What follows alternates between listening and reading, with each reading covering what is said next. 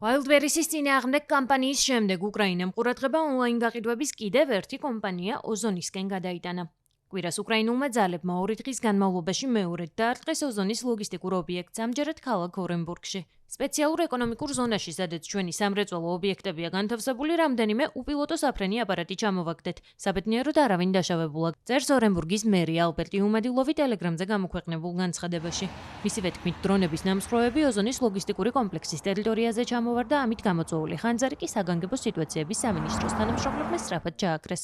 უკრაინამ შაბათს სამარის ოლქში ოზონის ლოგისტიკურ ჰაბსაც შეუტია. მომხდარი როგორც კიევმა, ისე კომპანიამაც დაადასტურა. 500-ზე მეტი თანამშრომლის ევაკუაცია რამდენიმე წუთში მოხდა, განაცხადა ოზონმა და დასძინა, რომ დაშავებულთა ზუსტი რაოდენობა უცნობია, ხოლო საწყობის მუშაობა განუსაზღვრელი ვადითაა შეჩერებული. მანამდე უკრაინის თავდაცვის სამინისტრომ კომპანიის წინააღმდეგ ახალი სტრატეგიის შესახებ განაცხადა. უწყების თანახმად, ოზონი ორმაგი დანიშნულების საქონელს ინახავს.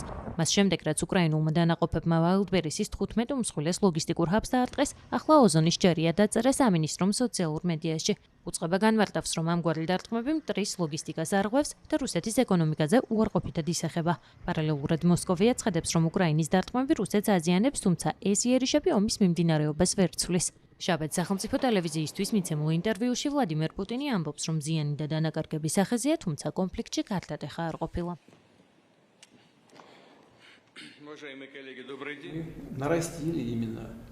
როგორც უკვე ვთქვი, დარტყმები გავაძლიერეთ უკრაინის თავდაცვის სამრეწველო კომპლექსის საწარმოებზე, მათ შორის კიევში.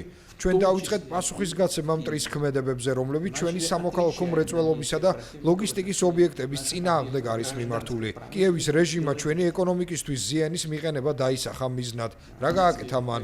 თავად გახსნა პანდორას ყუთი. მაშინ მიიღოს პასუხი ეკონომიკის ყველაზე მგრძნობიარე სექტორებზე, რომლებიც სიმართლე რომ ვთქვათ, ისედაც სულს ღაფავენ. რა თქმა უნდა, სამოქალაქო ფაქტობრივად დაუცველ ობიექტებზე და რაც განსაკუთრებით მნიშვნელოვანია, მშვიდობიან მოსახლეობაზე დარტყმები ჩვენს ქვეყანას ეკონომიკურ ზიანს აყენებს და დანაკარგებს იწვევს. ნებისმიერი ადამიანის დაკარგვა მინდა ამას ხაზი გაუსვა, ყოველთვის ტრაგედია ოჯახისა და ახლობლებისთვის და ასევე მთელი ქვეყნისთვის. თუმცა მაინც მტრისთვის საბოლოო შედეგი მოლოდინის საპირისპირო აღმოჩნდა. რუსეთთან დაპირისპირებაში გარდატეხა რა თქმა უნდა არ მომხდარა და ვერც მოხდებოდა. კიევის რეჟიმს და მის მფარველებს არ შეუძლიათ ვერ მიიღეს და ვერასოდეს მიიღებენ რაიმე უპირატესობას. დღეს კიევის ხელისუფლება შუამავლების მეშვეობით, რომელთა მოსაზრებებსაც რა თქმა უნდა პატივს ვცემთ, ცდილობს თავი დააღწიოს შექმნილ ვითარებას, რომელიც ხაზგასმით მინდა აღვნიშნო თავადვე გამოიწვია. კიევის რეჟიმი ცდილობს არ დაუშვას ამ ვითარების კატასტროფული განვითარება. და ასეთი ტენდენციები როგორც ჩანს შეინიშნება. ამავდროულად წინადადებები, რომლებიც ჩვენამდე მოაქვთ, ზოგჯერ ასე ვთქვათ, საკმაოდ ეგზოტიკური ხასიათისაა და მიუღებლად მიგვაჩნია. ჩვენ ყოველთვის მზად ვართ მშვიდობაზე საუბრისთვის, მაგრამ მხოლოდ ადგილზე არსებული რეალობის საფუძველზე.